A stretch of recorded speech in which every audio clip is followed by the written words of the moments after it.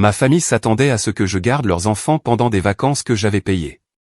Alors j'ai réservé un voyage en solo en Grèce et je les ai laissés dans le chaos. Salut Reddit. Je viens de rentrer de 2 semaines en Grèce. Et ma famille est en train de devenir folle. Laissez-moi vous expliquer comment nous en sommes arrivés là. Je m'appelle Jake, j'ai 32 ans et je suis chef de chantier principal pour une entreprise de construction commerciale à Phoenix. J'ai commencé comme manœuvre à 19 ans. J'ai gravi les échelons. Aujourd'hui, je gère des équipes de 40 à 50 hommes et je gagne environ 87 000 € par an, plus les primes. Je suis célibataire, propriétaire de ma maison sans crédit, et je conduis un F-150 de 2019. Une vie assez standard. C'est ma situation familiale qui complique les choses. J'ai 2 frères et sœurs. Na, 35 ans, marié à Wesley avec 3 enfants, et Brandon, 28 ans, marié à Kelsey avec des jumeaux. Mes parents, Robert et Linda, sont à la retraite et traitent leurs petits-enfants comme des rois. Voilà le problème. Je suis celui sur qui on peut compter. Celui qui se présente quand quelqu'un a besoin d'aide. Celui qui répare les choses. Celui qui prête de l'argent qu'on ne lui rend jamais. Je joue ce rôle depuis mon adolescence. Noël dernier, chez mes parents, ma mère m'a pris à part.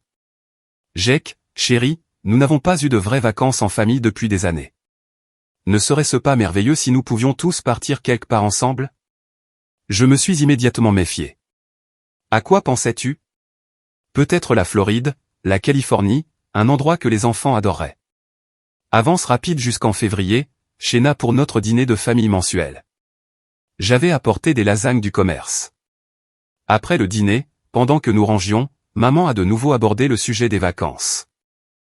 Jake, nous avons trouvé l'endroit parfait. Une maison de 5 chambres à Scottsdale avec une piscine. Scottsdale? C'est à 2 heures de route. Combien ça coûte? Na a affiché l'annonce. 320 € la nuit. Pour 2 semaines, cela fait 4 500 €, plus les courses et les activités. Peut-être 6 500 € au total. 6 500 €. Il voulait que je dépense 6 500 € pour Scottsdale. Brandon a enchaîné.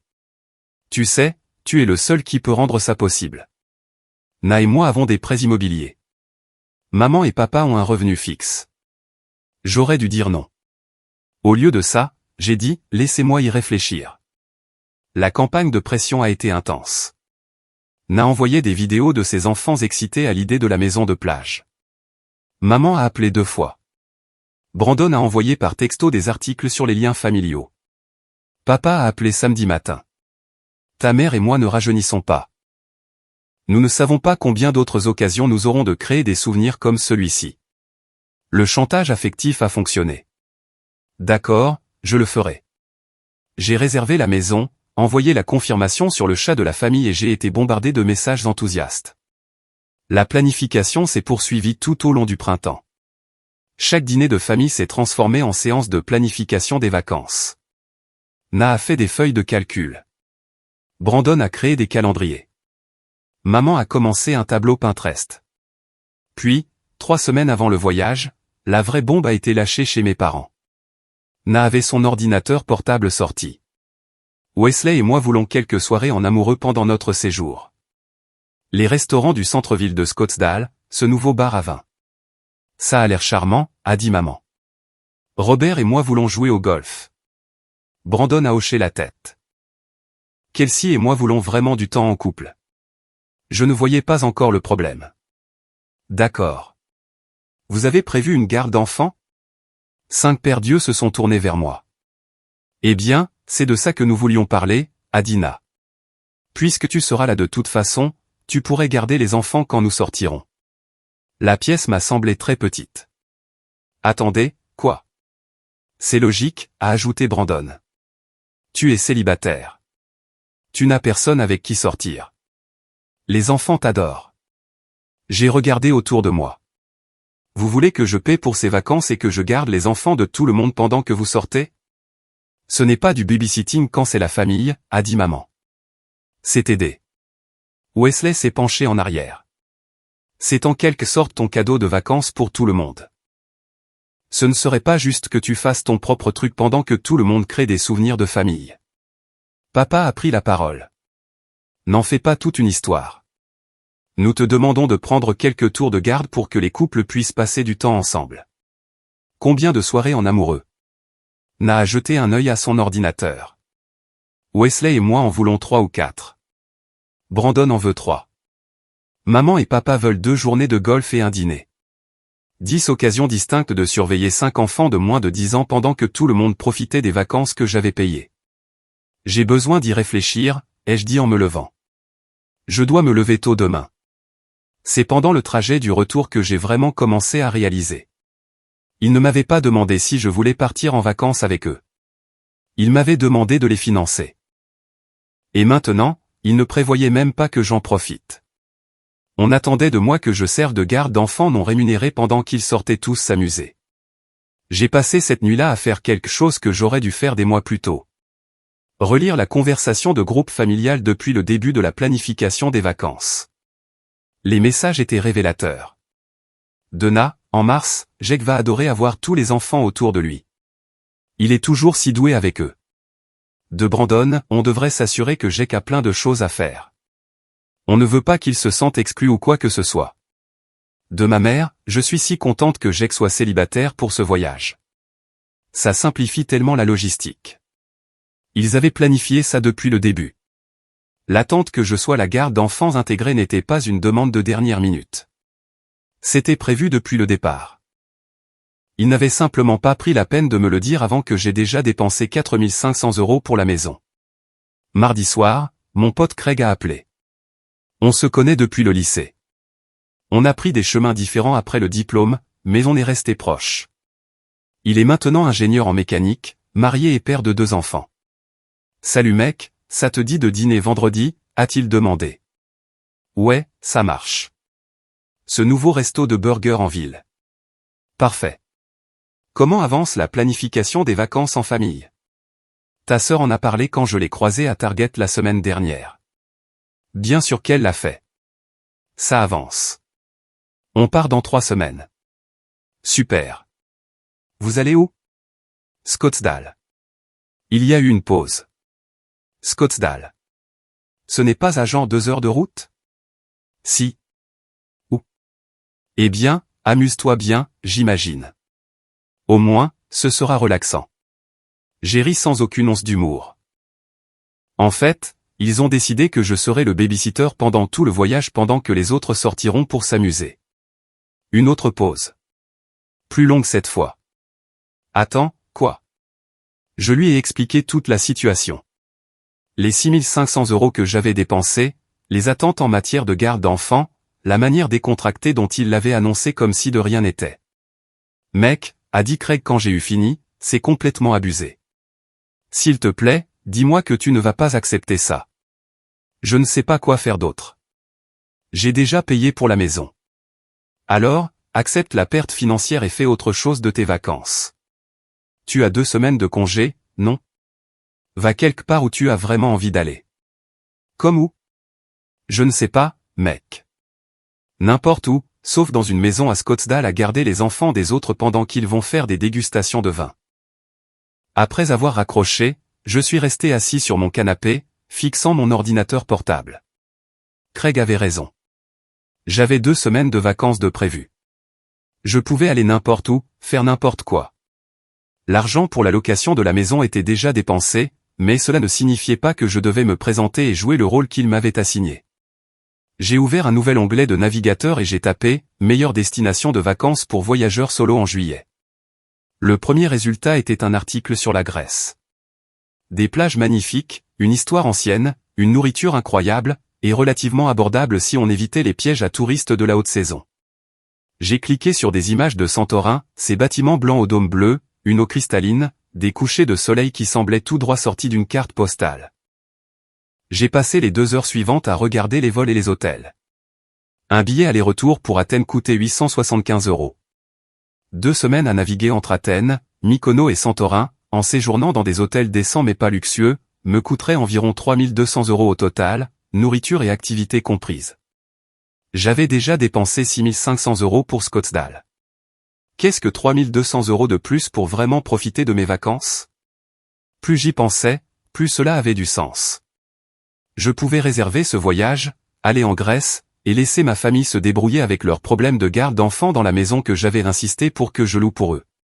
Ils étaient tous adultes. Ils pouvaient gérer. Mais si j'allais faire ça, je devais le faire correctement. Pas d'avertissement, pas de longue explication qu'ils pourraient contester. Pas d'occasion pour le chantage affectif de me faire changer d'avis. Juste une sortie nette. J'ai ouvert la conversation de groupe familial et j'ai commencé à taper « Salut tout le monde, un imprévu est survenu au travail, un gros projet à l'étranger que je dois superviser personnellement. Je ne pourrai pas venir au voyage à Scottsdale. La maison est payée, donc vous pouvez tous y aller et en profiter. Passez un excellent séjour. » Mon doigt a plané au-dessus du bouton d'envoi. Allais-je vraiment faire ça? Planter ma famille 3 semaines avant un voyage que j'avais payé? Puis je me suis souvenu de Na disant, tu n'as personne avec qui sortir de toute façon. Et l'attente désinvolte de Brandon que je serais évidemment disponible pour la garde des enfants, et le commentaire de ma mère sur le fait qu'elle était contente que je sois célibataire parce que ça simplifiait la logistique. J'ai appuyé sur envoyer. La réaction a été immédiate. Na, quoi? Quel projet? Brandon, mec, tu ne peux pas nous laisser tomber maintenant. On planifie ça depuis des mois. Maman, chérie, quelqu'un d'autre ne peut pas s'occuper de ce projet? On a besoin de toi ici. Papa, fils, appelle-moi. J'ai mis mon téléphone en mode silencieux et j'ai commencé à réserver mon voyage en Grèce. Vol pour Athènes, départ le 14 juillet, retour le 28 juillet. Hôtel à Athènes pour 3 nuits. Puis un ferry pour Mykonos pour 4 nuits. Un autre ferry pour Santorin pour 5 nuits. Puis retour à Athènes pour une nuit avant de rentrer. Au moment où j'ai fini de tout réserver, j'avais 47 messages non lus dans le chat familial et 6 appels manqués. Je me suis fait un sandwich, j'ai ouvert un soda et j'ai finalement lu les messages. L'évolution était prévisible. Ça a commencé par de la confusion et des questions, puis c'est passé à la frustration et à la colère, pour finir par du chantage affectif et des accusations. Na, c'est tellement égoïste. Wesley et moi attendions ça avec impatience depuis des mois. Les enfants vont être dévastés. De Brandon, belle façon de laisser tomber ta famille, mec. Vraiment classe. De ma mère, Jake, s'il te plaît, reconsidère. Tu me brises le cœur. C'était censé rassembler la famille. De mon père, ça ne te ressemble pas, appelle-moi pour qu'on puisse parler de ce qui se passe vraiment. Je n'ai répondu à rien de tout ça. Au lieu de cela, j'ai complètement éteint mon téléphone et j'ai passé le reste de la soirée à regarder un documentaire sur l'architecture grecque antique. Le lendemain matin, j'ai appelé mon patron sur le chantier. Salut Danny, je voulais te prévenir. Les vacances que j'ai demandées pour juillet, je les prends bien, mais je serai complètement injoignable. Je vais en Grèce et je n'aurai pas de service téléphonique international. Danny Harry. T'as bien raison, mec. Tu l'as mérité. Ne t'inquiète de rien ici. On gérera. Merci. J'apprécie. Promets-moi juste de vraiment te détendre. Je ne veux pas te voir consulter tes emails professionnels depuis une plage de Santorin. Marché conclu. Le travail étant réglé, j'ai commencé à me préparer pour le voyage. J'ai sorti mon passeport du coffre-fort. J'ai commandé des euros à ma banque. J'ai acheté un nouveau sac à dos de voyage et des vêtements légers adaptés à l'été méditerranéen. J'étais allé au Mexique plusieurs fois pour de longs week-ends, mais je n'avais jamais fait un vrai voyage international comme celui-ci. La planification était en fait excitante. Rechercher des restaurants à Athènes, décider quels sites archéologiques je voulais visiter, cartographier les meilleures plages de Mykonos. Ma famille continuait d'appeler et d'envoyer des textos, mais j'ignorais tout. 3 jours avant mon vol, j'ai finalement envoyé un dernier message au groupe, je sais que vous êtes tous en colère, et je comprends, mais j'ai besoin que vous compreniez quelque chose. J'ai dépensé 6 500 € pour des vacances où l'on s'attendait à ce que je passe mon temps à garder les enfants des autres pendant que vous sortiez tous vous amuser. Ce n'est pas des vacances pour moi. C'est me faire utiliser. Alors, je prends de vraies vacances à la place. Vous êtes tous des adultes avec une maison gratuite pendant 2 semaines. Vous vous débrouillerez. On se voit à mon retour. Puis, j'ai quitté complètement la conversation de groupe. Mon téléphone a explosé de messages individuels après ça, mais j'avais fini de discuter. J'ai passé mes derniers jours avant le voyage à faire les courses, à préparer suffisamment de repas à congeler pour mon retour, et à préparer ma maison à être vide pendant 2 semaines. Le matin du 14 juillet, je me suis réveillé à 4 heures du matin pour prendre mon vol de 7h30 à l'aéroport Sky Harbor de Phoenix.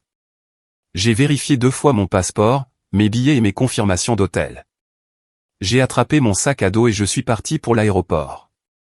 Alors que je passais la sécurité, mon téléphone a vibré avec un dernier texto de ma mère, « S'il te plaît, ne fais pas ça. On pourra tout discuter à ton retour.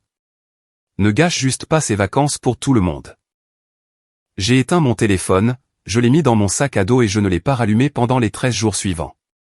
Le vol vers Athènes avait une escale à New York, ce qui m'a donné amplement le temps de douter de ma décision. Étais-je égoïste? Aurais-je dû simplement prendre sur moi et faire ce que ma famille attendait? Puis je me suis souvenu avoir gardé les enfants de mon frère un samedi entier le mois dernier parce que Brandon et sa femme voulaient aller à un concert. J'avais accepté de les garder de 10h à 18h, mais ils ne sont revenus que vers minuit. Pas d'excuses, pas de compensation, juste un « merci, mec. T'es le meilleur », désinvolte en ramassant leurs enfants endormis sur mon canapé. Ou la fois où Ouna m'avait demandé de l'aider pour la fête d'anniversaire de Sophie, ce qui s'est transformé en 6 heures passées à tout installer, à surveiller 20 enfants hurlants, et à nettoyer pendant qu'elle prenait des photos pour ses stories Instagram sur la mère formidable qu'elle était. Ou les innombrables fois où j'avais été désigné volontaire pour aider quelqu'un à déménager, à réparer la plomberie de quelqu'un, ou à prêter de l'argent qui n'était jamais remboursé parce que, c'est ce que fait la famille. Je n'étais pas égoïste. Je posais enfin une limite. L'avion a atterri à Athènes à 11h, heure locale. J'ai pris un taxi jusqu'à mon hôtel, un endroit modeste dans le quartier de Plaka avec vue sur l'Acropole, et je me suis enregistré. La chambre était simple mais propre, avec un petit balcon donnant sur des rues étroites bordées de cafés et de boutiques. J'ai posé mon sac à dos, j'ai pris une douche pour me débarrasser de la crasse du voyage, et je suis sorti explorer. Athènes était incroyable. L'histoire, l'architecture, l'énergie de la ville. J'ai passé ce premier après-midi à simplement errer, me perdant dans les rues sinueuses des vieux quartiers, m'arrêtant dans des cafés au hasard pour un café et des pâtisseries. Ce soir-là, j'ai grimpé jusqu'à la colline du Lycabet pour regarder le coucher de soleil sur la ville. L'Acropole brillait d'or dans la lumière déclinante, et je pouvais voir jusqu'à la mer au loin. Je suis resté là, avec une bière que j'avais achetée à un kiosque en bas de la colline, entouré d'autres touristes et de locaux, tous admirant la même vue. Pour la première fois depuis des mois, peut-être des années, je me suis senti complètement détendu. Aucune exigence sur mon temps, aucune attente à satisfaire, pas d'enfants me demandant de réparer des jouets ou de les aider avec leurs devoirs. Juste moi, dans un endroit magnifique, faisant exactement ce que je voulais faire. J'ai brièvement allumé mon téléphone cette nuit-là pour informer mon patron que j'étais bien arrivé. L'appareil a immédiatement commencé à vibrer de notifications, de textos, d'appels manqués, de messages vocaux. J'ai tout ignoré sauf le message professionnel, puis je l'ai éteint à nouveau. Au cours des jours suivants à Athènes, j'ai pris un rythme. Me lever tôt, prendre le petit déjeuner dans une boulangerie locale, passer la matinée à explorer les sites historiques. L'Acropole, l'Agora antique, le temple de Zeus olympien. Chaque pierre avait une histoire. Chaque ruine parlait de milliers d'années de civilisation humaine. Les après-midi étaient consacrés à la flânerie dans les quartiers, Plaka, Monastiraki, Psyri. Je m'arrêtais pour de longs déjeuners dans des tavernes, commandant ce que le serveur recommandait. Moussaka, souvlaki, salade grecque avec d'énormes morceaux de feta. La nourriture était incroyable, et manger seul s'est avéré paisible plutôt que solitaire. Les soirées étaient pour observer les gens depuis les terrasses des cafés, lire des livres téléchargés sur mon téléphone, et engager la conversation avec d'autres voyageurs. J'ai rencontré un couple d'Australiens en sac à dos à travers l'Europe, un voyageur solo du Canada qui avait démissionné pour passer 6 mois à l'étranger, un groupe d'étudiants allemands en vacances d'été. Personne ne me connaissait. Personne n'attendait rien de moi. J'étais juste Jack, un Américain voyageant en Grèce. C'était libérateur. Le 4e jour, j'ai pris le ferry pour Mykonos. L'île était tout ce que les photos promettaient. Des plages immaculées, des bâtiments blanchis à la chaux, des moulins à vent se découpant sur un ciel bleu. J'avais réservé un logement à distance de marche de la ville de Mykonos. Assez proche pour profiter de la vie nocturne, mais assez loin pour avoir un peu de calme. Mykonos était différente d'Athènes, plus balnéaire, plus axé sur les plages et les fêtes. J'ai passé mes journées à sauter d'une plage à l'autre, Paradise Beach, Super Paradise, Elia Beach. L'eau était d'une clarté impossible et parfaitement chaude. J'ai loué un quad et j'ai fait le tour de l'île, m'arrêtant dans des villages au hasard pour le déjeuner, explorant des côtes rocheuses où le seul son était celui des vagues s'écrasant contre les falaises. Sur une plage particulièrement isolée, je n'ai vu personne d'autre pendant 2 heures. Juste moi, le soleil et la Méditerranée. Un soir, dans la ville de Mykonos, je dînais dans un restaurant avec vue sur le port quand un homme grec plus âgé à la table voisine a entamé la conversation. « Vous êtes ici seul ?» a-t-il demandé dans un anglais fortement accentué. « Oui », ai-je répondu. Il a hoché la tête en signe d'approbation. « C'est bien. Quand on voyage seul, on apprend qui on est. Quand on voyage avec les autres, on apprend qui ils sont. » Il a levé son verre. À la connaissance de soi. J'ai trinqué avec lui. À la connaissance de soi. Après le dîner, j'ai marché dans les rues étroites de la ville. Les clubs commençaient tout juste à s'animer. La musique battait depuis les portes. Les gens étaient bien habillés et prêts à faire la fête. J'aurais pu me joindre à eux, engager des conversations, me faire des amis d'un soir, rester dehors jusqu'à l'aube. Au lieu de ça, je suis retourné à mon hôtel, je me suis assis sur le balcon avec une bière, et j'ai simplement écouté le son lointain de la musique et des rires flottants dans l'air nocturne. Je n'étais pas seul. J'étais content. Le ferry pour Santorin est parti tôt le 9e jour. Je me tenais sur le pont alors que nous approchions de l'île, regardant les falaises massives s'élever de la mer. Les villes perchées au sommet semblaient avoir été sculptées directement dans la roche. Impossible et magnifique. Mon hôtel à Santorin était à Oia, la ville célèbre pour ses vues sur le coucher de soleil. La chambre était plus petite que mes logements précédents, mais elle avait une terrasse avec vue sur la caldeira, l'immense cratère volcanique rempli d'une eau d'un bleu profond. Santorin était l'endroit le plus touristique des 3 que j'ai visités, bondé de jeunes mariés et d'instagrammeurs essayant tous d'obtenir la photo parfaite. Mais c'était aussi d'une beauté à couper le souffle, d'une manière qui justifiait la foule. J'ai passé mes journées à explorer les différents villages, Oia, Fira, Imerovigli. J'ai fait une randonnée le long du bord de la caldeira de Fira à Oia, une marche de 3 heures offrant des vues incroyables à chaque tournant. J'ai visité le site archéologique d'Akrotiri, une colonie de l'âge du bronze préservée sous les cendres volcaniques. Un après-midi, j'ai fait une excursion en bateau vers les îles volcaniques au centre de la caldeira. Nous avons jeté l'ancre près de sources chaudes où l'on pouvait nager dans une eau chaude riche en soufre. Le guide a expliqué l'histoire volcanique de l'île, comment une éruption massive vers 1600 avant Jésus-Christ avait façonné le paysage que nous voyons aujourd'hui. Flottant dans ces eaux chaudes, regardant les falaises qui nous entouraient, j'ai pensé à ma famille à Scottsdale. Ils devaient être à plus de la moitié de leurs vacances. S'en sortaient-ils? Avaient-ils trouvé une solution pour la garde des enfants? Étaient-ils en colère contre moi? Déçus? J'ai réalisé que je m'en fichais. Quoi qu'il se passe là-bas, ce n'était pas mon problème à résoudre. Chaque soir à Santorin, des centaines de personnes se rassemblaient à Oia pour regarder le coucher du soleil. C'est devenu un rituel. Les touristes s'entassaient dans les rues étroites et sur les terrasses, appareils photo prêts, attendant le moment où le soleil toucherait l'horizon et où tout le ciel exploserait de couleurs. Lors de ma dernière nuit à Santorin, j'ai trouvé un endroit calme, loin des principaux points de vue. Le coucher de soleil était spectaculaire. Des oranges, des roses et des violets peignaient le ciel. Les bâtiments blancs d'Oia brillaient d'une lumière dorée alors que le soleil disparaissait sous l'horizon. La foule a éclaté en applaudissements.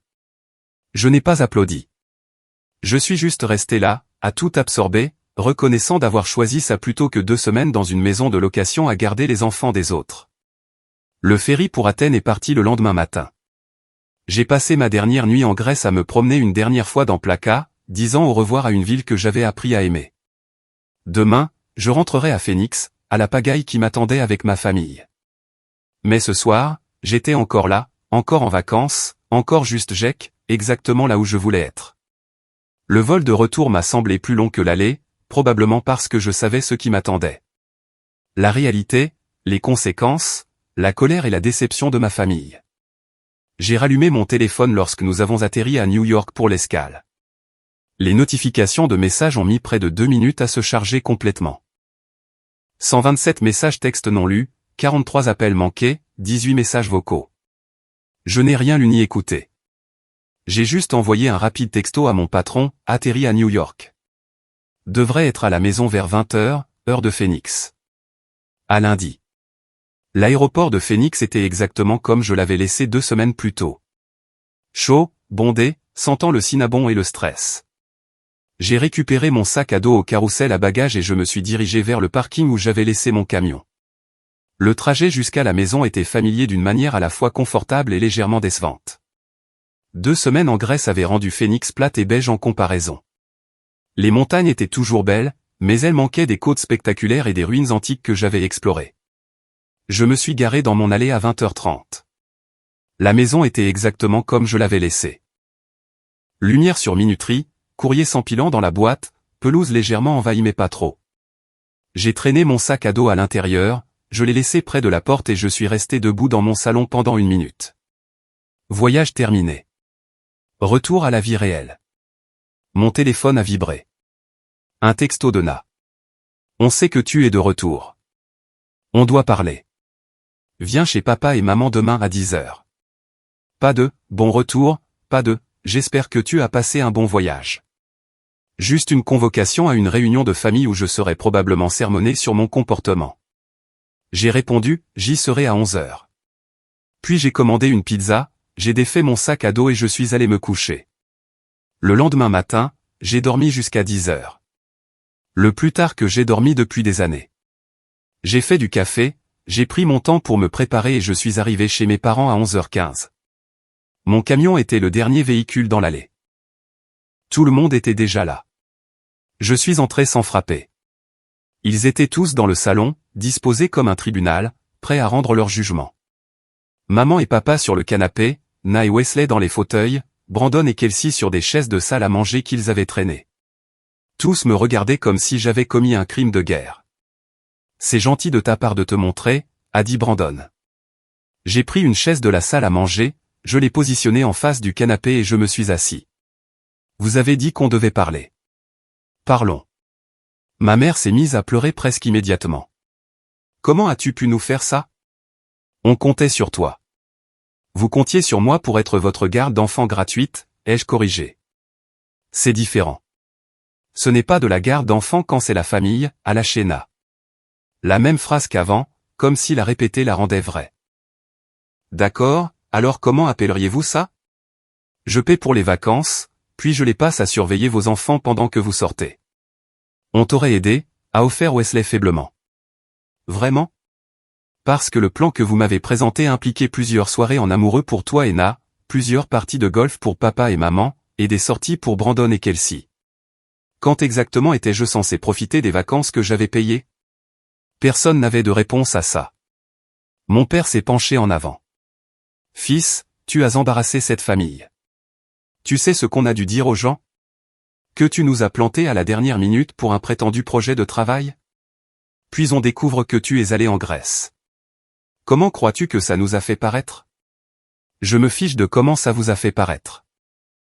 Ce qui m'importe, c'est que vous vous attendiez tous à ce que je finance et facilite des vacances auxquelles je n'étais pas vraiment invité à participer. Tu étais invité, a insisté ma mère.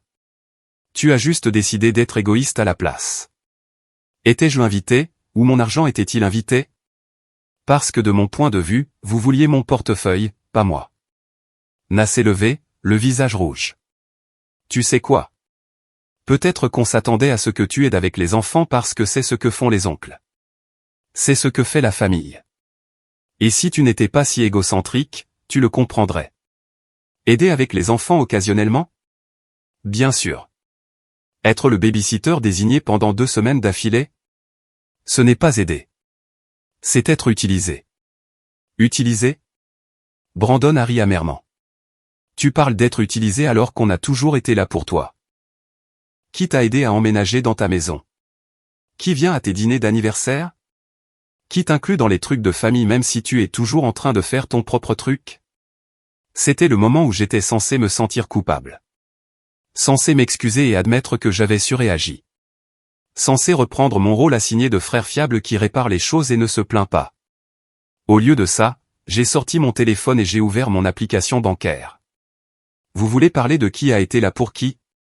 Parlons chiffres. J'ai sorti mes relevés. Na, je t'ai prêté 3200 € l'année dernière quand la voiture de Wesley est tombée en panne. Jamais remboursé. Brandon, je t'ai prêté 1850 € pour cette opportunité commerciale qui n'a mené à rien. Jamais remboursé. Papa, ça fait 2 ans que je paie ta facture de téléphone portable parce que tu n'arrêtais pas de dire que tu finirais par ouvrir ton propre compte. C'est encore 1100 €. J'ai continué à faire défiler. J'ai acheté des cadeaux de Noël pour les 5 enfants l'année dernière. C'était 450 €. J'ai payé pour le dîner de Pâques. C'était 185 €. J'ai réparé la porte de garage de Na. Ça, c'était les pièces plus 8 heures de travail que je n'ai pas facturées. J'ai aidé Brandon à déménager 2 fois. J'ai conduit maman à ses rendez-vous médicaux quand papa n'était pas en ville. J'ai regardé leur visage. Alors, ne venez pas me parler de la famille qui est là pour la famille. J'ai été là. J'ai payé. Et la seule fois où j'ai posé une limite, vous avez tous perdu la tête. Le silence était lourd. Personne ne me regardait dans les yeux. Finalement, mon père a parlé. C'était des cadeaux. La famille est de la famille. Tu n'as jamais dit que tu attendais quelque chose en retour. Tu as raison. Je ne l'ai jamais dit parce que je pensais que les familles étaient censées se soutenir sans tenir les comptes. Mais apparemment, je suis le seul à penser ça. Vous avez tenu les comptes tout ce temps. Chaque fois que je ne pouvais pas venir à un événement. Chaque fois que je choisissais de faire quelque chose pour moi au lieu d'être disponible pour tout ce dont vous aviez besoin. Ma mère a essuyé ses larmes. Alors, et maintenant? Tu vas juste nous couper les ponts? Arrêter de faire partie de cette famille? Je n'ai pas dit ça. Mais les choses vont être différentes à partir de maintenant. Différentes comment? A demandé Na. Différentes dans le sens où je ne suis plus votre plan B. Je ne suis plus votre distributeur de billets. Je ne suis plus votre main-d'œuvre gratuite. Quand vous me demanderez quelque chose, je déciderai si je veux le faire en fonction de si c'est réellement raisonnable, et non en fonction du chantage affectif sur la famille. C'est froid, a dit Brandon. Peut-être, mais c'est honnête. Vous avez profité de moi pendant des années parce que je vous ai laissé faire. Ça s'arrête maintenant. Wesley, qui était resté silencieux tout ce temps, a finalement pris la parole. Alors, tu es allé en Grèce pour prouver quelque chose? Ça semble assez extrême. Je suis allé en Grèce parce que j'ai pris 2 semaines de congé et que je voulais vraiment profiter de mes vacances. Le fait que ça ait prouvé quelque chose n'est qu'un bonus. Je me suis levé. Écoutez, je n'essaie pas de faire exploser la famille, mais je ne vais pas non plus continuer à jouer ce rôle que vous m'avez assigné. Si vous pouvez l'accepter, super. Si vous ne pouvez pas, c'est votre choix. Ma mère s'est levée aussi, me saisissant le bras. Jake, s'il te plaît, ne pars pas comme ça. On peut arranger ça. On peut, mais pas aujourd'hui. Vous devez tous réfléchir à si vous voulez vraiment de moi dans votre vie, ou si vous voulez juste avoir accès à mon temps et à mon argent. Je suis sorti sans attendre de réponse. Je suis monté dans mon camion, je suis rentré chez moi, et j'ai immédiatement senti la tension s'échapper de mes épaules. Le reste du dimanche a été calme. J'ai fait les courses, la lessive, j'ai rattrapé le jardinage. Des trucs de week-end normaux. Mon téléphone est resté silencieux. Personne n'a essayé d'appeler ou d'envoyer un texto. Lundi matin, j'étais de retour au travail. Danny m'a attrapé sur le chantier, souriant. Alors, la Grèce? Tu as l'air détendu pour une fois. C'était incroyable. La meilleure décision que j'ai prise depuis des années. Bien. Tu en avais besoin. Il m'a tendu un presse-papier. On est en retard sur le projet de la Liberty Tower. Tu penses pouvoir faire des miracles?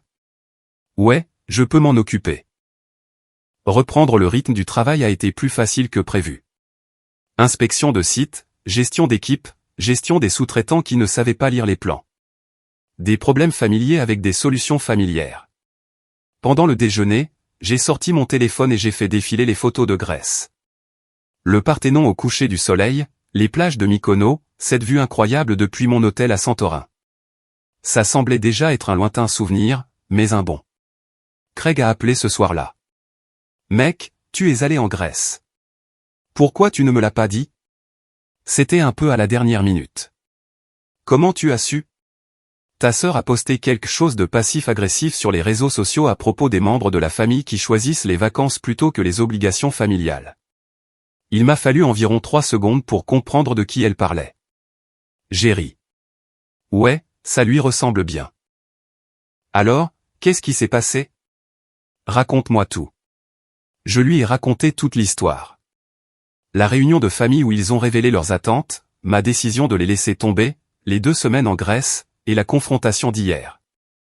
Quand j'ai eu fini, Craig est resté silencieux un moment. Mec, je suis fier de toi. Il fallait du cran. Je ne sais pas pour ça. J'en avais juste marre d'être utilisé. C'est ce que je veux dire. La plupart des gens auraient accepté et auraient été malheureux. Tu t'es vraiment défendu. C'est énorme. Nous avons parlé pendant une autre heure du voyage, des endroits que j'avais visités, de la nourriture, des gens que j'avais rencontrés. Craig m'a fait promettre de lui envoyer des photos et des recommandations pour quand lui et sa femme pourraient enfin faire leur propre voyage. Ne parle juste pas de tes projets à ma famille, ai-je plaisanté. Il pourrait décider que tu dois payer pour qu'ils viennent aussi. La semaine s'est écoulée sans aucun contact de ma famille. Pas de texto, pas d'appel, pas de publications passives-agressives sur les réseaux sociaux que je pouvais voir. Soit ils étaient en train de digérer, soit ils avaient collectivement décidé de m'ignorer. Quoi qu'il en soit, ça m'allait. Vendredi soir, je faisais griller le dîner dans mon jardin quand on a sonné à ma porte. Je n'attendais personne, mais j'ai pensé que c'était peut-être une livraison ou un voisin. C'était mon père. Il avait l'air fatigué, plus vieux en quelque sorte qu'il y a 5 jours. On peut parler? Bien sûr. Viens derrière. Je fais griller du poulet. Nous avons traversé la maison jusqu'au jardin. Je lui ai fait signe de s'asseoir sur une chaise de patio, puis j'ai retourné le poulet sur le grill. Tu veux un soda? Une bière? Un soda, ça ira. J'ai pris 2 canettes dans la glacière que je gardais dehors, je lui en ai tendu une et je me suis assis. Qu'est-ce qui se passe? Il est resté silencieux un moment, me regardant simplement gérer le grill. Finalement, ta mère et moi avons parlé de ce que tu as dit dimanche. D'accord. Tu avais raison sur beaucoup de choses. On t'en a trop demandé et on a profité de ta générosité pendant longtemps. Je ne savais pas trop quoi répondre à ça, alors j'ai juste hoché la tête. Le truc, a-t-il continué, c'est qu'on t'a toujours vu comme le fort, le capable. Tu ne te plaignais jamais. Tu aidais toujours, alors on a juste continué à demander. On n'a pas réalisé qu'on était injuste. Papa, j'ai 32 ans. J'ai été capable de dire non tout ce temps. Une partie de la faute me revient pour ne pas avoir posé de limites plus tôt. Peut-être, mais on aurait dû être plus attentif. On aurait dû remarquer qu'on demandait toujours sans jamais donner. Le poulet était cuit. Je l'ai retiré du grill, je l'ai mis dans une assiette et je me suis rassis. Alors, et maintenant? Maintenant, on va faire mieux. Ta mère et moi allons commencer à payer notre propre facture de téléphone, et on va te rembourser pour le dîner de Pâques et les cadeaux de Noël. Pas tout d'un coup, mais on mettra en place un plan de paiement ou quelque chose comme ça. Vous n'êtes pas obligé de faire ça. Si, on l'est. Parce que tu avais raison. On a tenu les comptes de chaque fois que tu n'étais pas disponible, mais on n'a pas suivi tout ce que tu faisais pour nous. Ce n'était pas juste. J'ai coupé dans le poulet, j'ai pris une bouchée. C'était bon. Je m'étais amélioré au grill au fil des ans. Anna et Brandon? Je ne peux pas parler pour eux. Ce sont des adultes. Ils doivent trouver comment gérer leur propre relation avec toi. Mais je voulais que tu saches que ta mère et moi, on comprend, et on est désolé. Merci, papa. J'apprécie. Nous sommes restés assis en silence pendant un moment, mangeant du poulet et buvant du soda. Ce n'était pas exactement confortable, mais ce n'était pas hostile non plus. Juste 2 personnes essayant de comprendre comment reconstruire quelque chose qui s'était brisé. La Grèce avait l'air sympa, a-t-il dit finalement.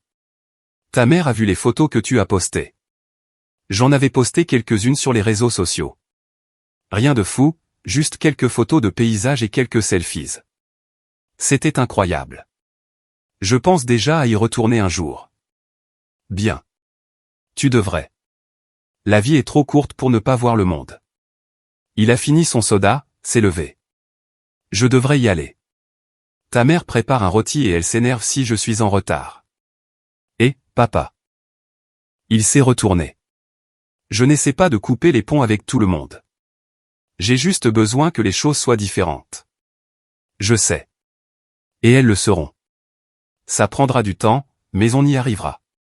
Après son départ, j'ai nettoyé le grill et je suis rentré. Mon téléphone a vibré avec un texto de Na. On peut se parler cette semaine? Juste toi et moi. J'ai répondu, bien sûr, un café samedi? Ça marche. Merci. Des progrès, peut-être. Ou peut-être juste une autre tentative de me faire culpabiliser. Quoi qu'il en soit, j'aurai la conversation et je verrai bien. Samedi matin, j'ai retrouvé Na dans un café à mi-chemin entre nos maisons. Elle était déjà là quand je suis arrivé, assise à une table dans un coin avec 2 tasses devant elle. Je t'ai pris un café noir, a-t-elle dit en m'asseyant. C'est toujours ce que tu prends, non? Ouais, merci. Nous sommes restés assis dans un silence gêné un moment. Finalement, Na a parlé. Je suis désolé. D'accord. Je le pense vraiment. Je suis désolé de m'être attendu à ce que tu sois notre babysitter. Je suis désolé d'avoir pris ton aide pour acquise. Je suis désolé de t'avoir fait sentir utilisé. J'apprécie. Elle a enroulé ses mains autour de sa tasse de café. Les vacances ont été un désastre sans toi. Les enfants étaient un cauchemar. Wesley et moi nous sommes disputés tout le temps et personne n'a eu de vraie détente. On n'arrêtait pas de dire, j'ai qu'aurait géré ça ou j'ai que saurait quoi faire. Na, non. Laisse-moi finir. Ce que je veux dire, c'est qu'on a réalisé à quel point on dépendait de toi pour tout. Pas seulement pour la garde des enfants, mais pour réparer des choses, organiser des choses, être le responsable pour que le reste d'entre nous puisse être désinvolte. Ce n'était pas juste pour toi. Ça ne l'était pas. Mais j'ai aussi laissé faire. J'aurais pu dire non il y a des années. Tu n'aurais pas dû avoir à le faire. On aurait dû être plus attentif. Elle a pris une gorgée de son café. Je sais que ça ne règle pas tout, mais je veux que tu saches que je vais faire mieux.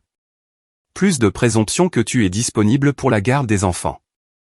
Plus de volontariat pour des choses sans te demander. Plus de prêts que je ne rembourse jamais. Et les 3200 € de l'année dernière? Je vais te les rembourser. Pas tout d'un coup. Wesley et moi sommes vraiment à court avec le prêt immobilier et la garderie, mais 185 € par mois à partir du mois prochain. J'ai déjà mis en place le virement automatique. Ça m'a surpris. Tu n'es pas obligé de faire ça. Si, je le dois. Parce que tu avais raison sur tout ce que tu as dit, et je dois commencer à te montrer que tu es plus que le réparateur de la famille. Nous avons parlé pendant une autre heure, passant en revue des années de ressentiment et d'incompréhension accumulées. Ce n'était pas une conversation parfaite. Il y a eu des moments où nous nous sommes tous les deux mis sur la défensive, où de vieux schémas ont tenté de se réaffirmer, mais c'était honnête, ce qui était plus que ce que nous avions eu auparavant. Alors, raconte-moi la Grèce, a dit Na finalement. Papa a mentionné que tu avais passé un super moment. J'ai sorti mon téléphone et je lui ai montré des photos. L'acropole, les plages, la nourriture, les couchers de soleil. Elle a fait des aux bons endroits. Elle a posé des questions sur où j'avais séjourné et ce que j'avais fait. Ça a l'air incroyable, a-t-elle dit quand j'ai eu fini. Je suis jalouse. Tu devrais y aller un jour, emmène Wesley pour un voyage d'anniversaire ou quelque chose. Peut-être quand les enfants seront plus grands, a-t-elle souri. Ou peut-être qu'on engagera simplement un vrai babysitter et qu'on y ira. Concept fou, non? Nous avons tous les deux ri, et pour la première fois depuis des mois, cela semblait sincère. La conversation avec Brandon a eu lieu quelques jours plus tard, et ça ne s'est pas aussi bien passé.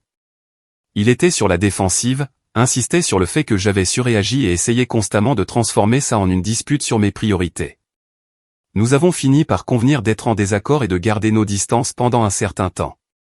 Ma mère appelait de temps en temps, généralement juste pour discuter de choses et d'autres, son jardin, ce qu'elle préparait pour le dîner, une émission de télévision qu'elle pensait que j'aimerais. Elle n'a jamais mentionné les vacances, l'argent ou les sujets lourds. Juste des conversations normales de maman, ce qui était en fait plutôt agréable. Au cours des mois suivants, les choses se sont lentement normalisées.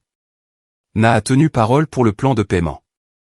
185 € sont apparus sur mon compte comme une horloge le premier de chaque mois. Mes parents ont commencé à payer leurs propres factures de téléphone. Personne ne m'a demandé de prêt ou de travail gratuit. Je faisais toujours partie de la famille. Je venais toujours aux dîners de fête et aux anniversaires. Mais la dynamique avait changé. Ils demandaient avant de supposer que j'étais disponible. Ils proposaient de me payer quand j'aidais avec quelque chose. Ils respectaient quand je disais non. Ce n'était pas parfait. Brandon était toujours distant, clairement blessé que j'ai choisi des vacances plutôt que la famille. Certains membres de la famille élargie avaient pris parti, chuchotant sur le fait que j'avais abandonné tout le monde. Mais j'avais appris quelque chose d'important en Grèce. Je n'avais pas besoin de l'approbation de tout le monde pour vivre ma vie selon mes propres termes. 6 mois après la Grèce, Craig et moi dînions dans ce resto de burgers qu'on aimait bien. Mon téléphone a vibré. Un texto de Na. Les enfants veulent savoir si tu peux venir à la fête d'anniversaire de Sophie le mois prochain. Pas de pression si tu es occupé. J'ai souri et j'ai répondu. Je serai là. Tu veux que j'apporte quelque chose? Juste toi. On s'occupe de tout le reste. Juste moi.